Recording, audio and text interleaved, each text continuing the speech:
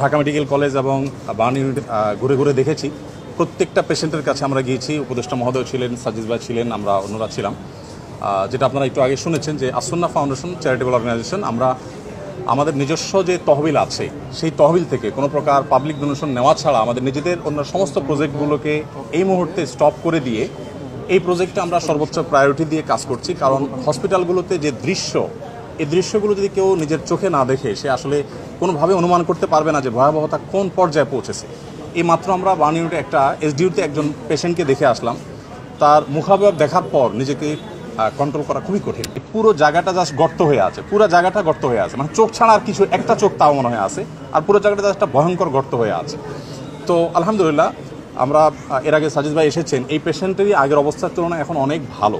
এটা হলো একটা আনন্দের সংবাদ যে তাদের খুব প্রপার ট্রিটমেন্টের মাধ্যমে তারা সুস্থ হয়ে উঠছে। আমরা ফাউন্ডেশন থেকে 5 কোটি টাকা ইতিমধ্যে আলহামদুলিল্লাহ খরচ করেছি। আরও 5 কোটি টাকা আমরা আমাদের অন্যান্য প্রজেক্টগুলোকে সংকুচিত করে হলেও এখানে আমরা খরচ করছি।